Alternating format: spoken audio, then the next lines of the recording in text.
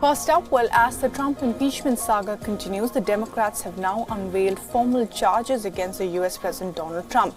Now, the U.S. House Judiciary, in a key move in the impeachment inquiry, has announced 2 articles of impeachment. The first article, revealed by the committee chief, Jerry Nadler, accuses Trump of abusing power, while the second article accuses him of obstructing Congress. Listen in.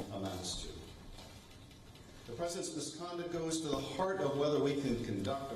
The House Committee on the Judiciary is introducing 2 articles of impeachment charging the President of the United States, Donald J. Trump, with committing high crimes and misdemeanors.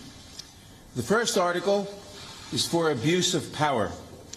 It is an impeachable offense for the President to exercise the powers of his public office to obtain an improper personal benefit while ignoring or injuring the national interest.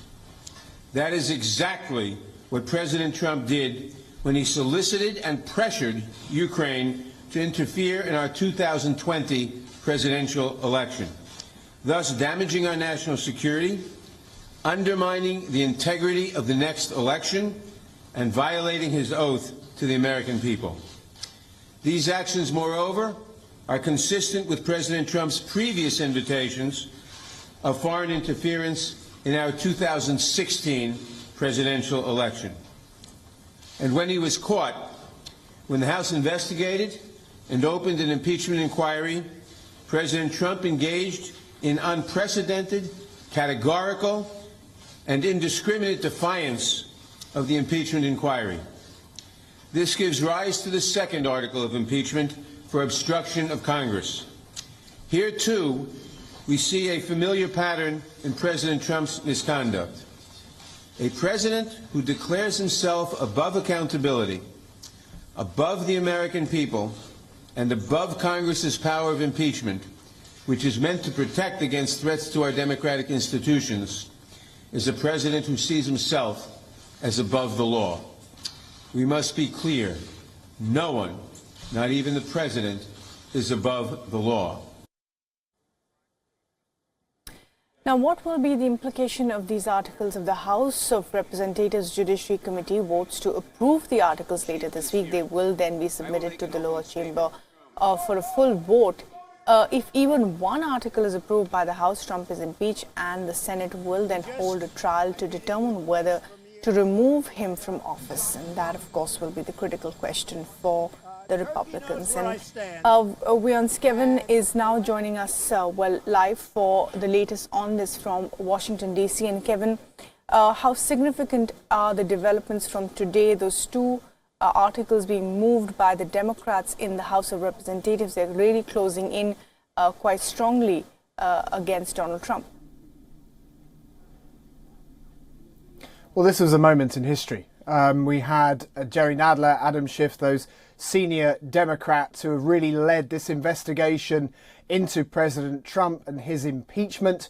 We now have those articles have been announced before the American people. Those are the articles that will be voted on at some point this week, we understand, within the Judiciary Committee.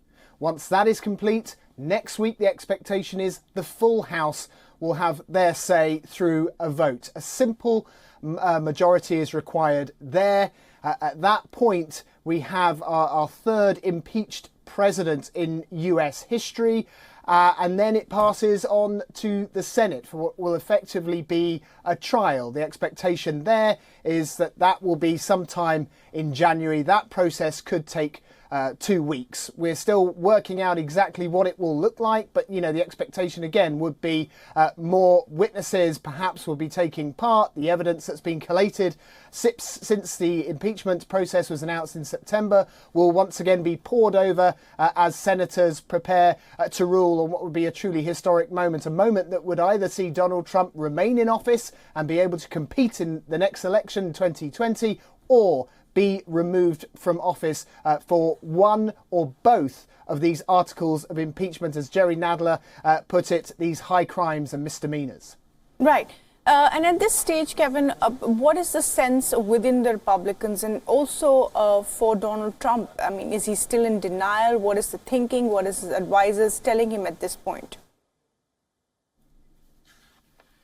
Well, when you want to know what Donald Trump is thinking, the best thing to do is turn to his Twitter account. We did see something from him earlier. He said to impeach a president who has proven through results, including producing perhaps the strongest economy ever in our history, to have one of the most successful presidencies ever, and most importantly, who has done, and this is capitalised, nothing wrong, is sheer political madness. Donald Trump believes this is a complete sham. He believes it's part of a democratic coup to try and unseat him from office because they cannot beat him at the polls. That's the Democratic line. And listen, Republicans in both the House and the Senate are dug in terms of their support of Donald Trump.